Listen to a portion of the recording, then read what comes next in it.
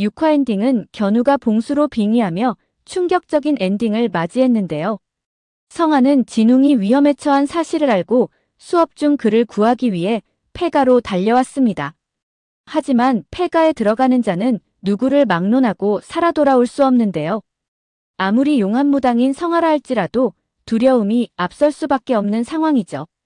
그러나 길에서 울고 있는 아이를 보면 그냥 지나치지 못하는 성아는 진웅이를 죽게 내버려 둘 수는 없었죠. 더구나 등굣길에 목격한 진웅이의 모습 또한 몹시 신경 쓰였는데요. 진웅이 또한 알고 보니 아버지에 의한 가정폭력의 피해자였던 것입니다. 아버지가 출소 후 진웅이 앞에 나타나 또다시 폭력을 휘두르자 도주하던 진웅이 몸을 피한 곳이 폐가였던 것이죠. 잠시 고민하던 성아는 진웅이를 구하기 위해 폐가에 뛰어들었는데요. 진웅이는 악귀로 인해 고통을 당하고 있는 상태였죠. 그러나 잠시 후 더 놀라운 일이 벌어졌는데요. 폐가문이 열리면서 견우가 등장한 것입니다. 그것도 악귀인 봉구로빙의에 성아에게 다가온 것이죠.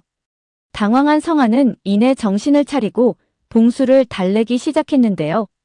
나랑 술래잡기 하자며 폐가 밖으로 유인합니다.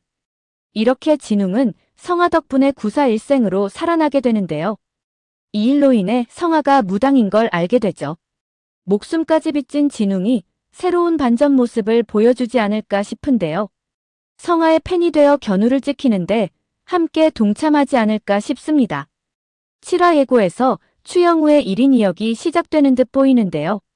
순간순간 봉수로 빙의했다 견우로 돌아오는 모습을 볼 수 있죠. 그런데 악귀가 일이 잘생겨도 되는 건가요? 예고편에서 성아는 봉수에게 술래잡기 이겼으니깐 견우 놓아달라고 간절함을 담아 부탁을 합니다. 견우를 처음 봤을 때 법당에 거꾸로 들어왔다며 불쌍한 아이라고 말하죠. 3주 내로 죽는 사람들이 거꾸로 들어온다는 말을 하는데요. 아직 18살인데 남은 수명이 3주라면 너무 슬픈 일이라며 견우를 절대 죽게 할 수 없다고 말하죠. 자신은 견우를 살려야겠다는 생각으로 지켜왔다고 말하는데요. 더 마음 아픈 건 세상 모두가 자기를 미워하니깐 자기마저도 자신을 미워한다고 말합니다. 스스로를 한 톨도 사랑하지 않는 거 그게 불쌍하다고 말하죠. 오늘만 지나면 견우가 살 수 있다며 제발 견우를 살려달라고 눈물로 호소하는데요. 성아의 진심을 알게 된 견우는 간신히 눈물을 참으며 왜 그렇게까지 하냐고 물어보죠. 성아는 1초의 망설임도 없이 자신의 첫사랑이라고 말해 견우를 놀라게 합니다. 자신이 견우를 많이 좋아한다고 말하죠. 이제 모든 진실을 알게 된 견우인데요. 견우는 조심스럽게 지금 이야기를 듣고 있는 건 자신이라고 말하죠. 순간 당황한 성아는 견우 손을 놓아버리는데요. 그런데 그 순간 이상한 일이 벌어집니다. 성아가 견우 손을 놓자 눈동자가 붉게 변하며 바로 봉수로 변하는 것이죠. 성아가 다시 손을 잡자 견우로 돌아왔다 손을 놓자 또다시 봉수로 변하는데요. 결국 견우가 되기 위해서는 두 사람이 계속 손을 잡고 있어야 하는 것입니다. 성아는 오늘 밤을 넘기기 위해 견우를 자신 집으로 데리고 오는데요. 이것 외에도 봉수를 견우에게서 떼내는 작업이 필요하죠. 이 모습을 본 신어머니인 동천장군은 황당해하는데요.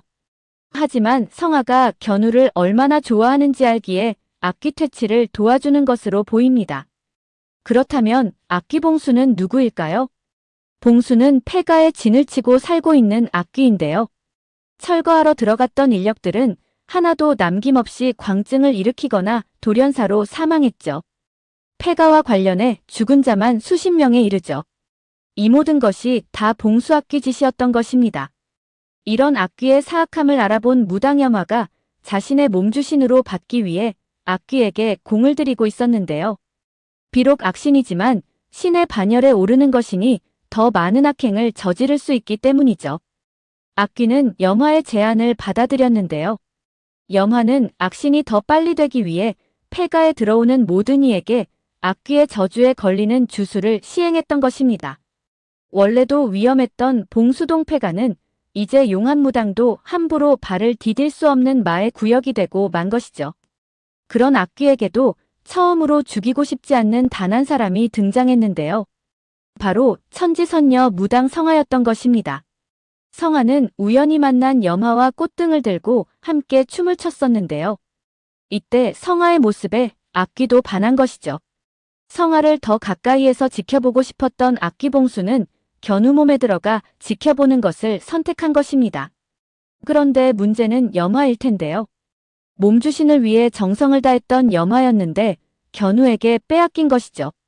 7화에서 염화는 엄청난 분노를 하며 성아와 견우 또한 위험할 수 있을 것으로 보이는데요.